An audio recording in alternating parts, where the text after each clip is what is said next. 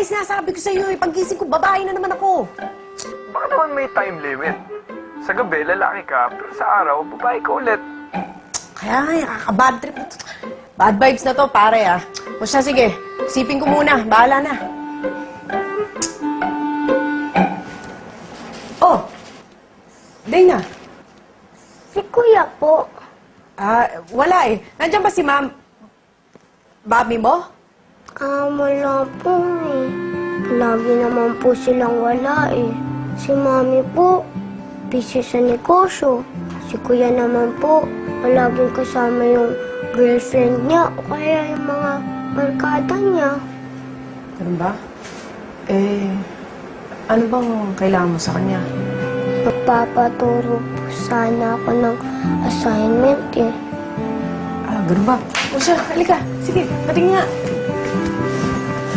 Assignment mo. English. Dude, dito ako sa bahay ni Adele. Oo, sa harap mismo. Hindi, ayaw kasi akong kausapin, kaya abangan ko na lang siya dito. Wala na akong pakialam, kahit babae akong harap sa kanya. Basta importante, makausap ko siya. O sige. Okay. O, bye-bye.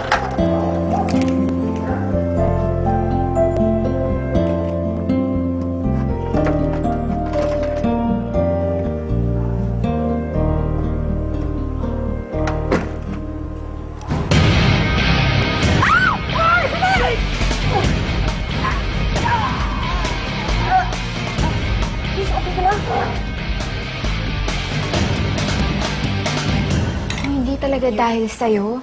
Baka nakuha na nun yung bag ko. Nakakatawa ka nga kasi parang lalaki ka kumilos. Hindi. Marunong kasi ako mag-jiu-jitsu. Bakit? Wala. Yung ex-boyfriend ko kasi marunong din yun mag-jiu-jitsu. Siguro yung boyfriend mo na yun, gwapo yun, tsaka matalino. Tsaka mabait, kaya lang mo nagustuhan. Break na kami eh. Hindi mo na siya mahal? Niloloko ako eh. Marami siyang babae, kaya iniwanan ko na lang. Oh, hindi. Wala lang yung mga ibang yun.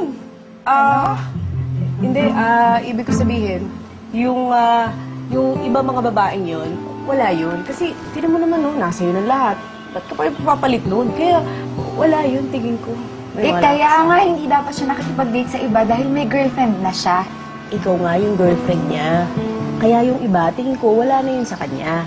Kasi mahal na mahal ka nun eh. Ako nararamdaman ko talaga eh. Mahal ka nun. Para namang sinabi mo na okay lang na niloloko tayo ng mga lalaki o yung inuuto tayo. Hindi man sa ganun. Ang ibig ko sabihin, kumbaga, dapat mag-usap kayo eh. Pag-usapan nyo.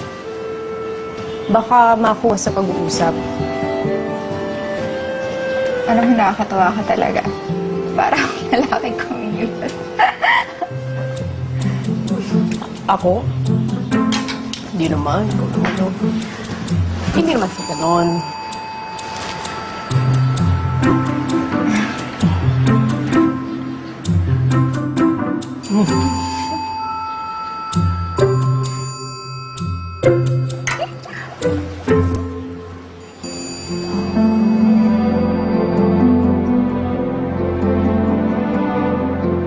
Ang gagawin ko?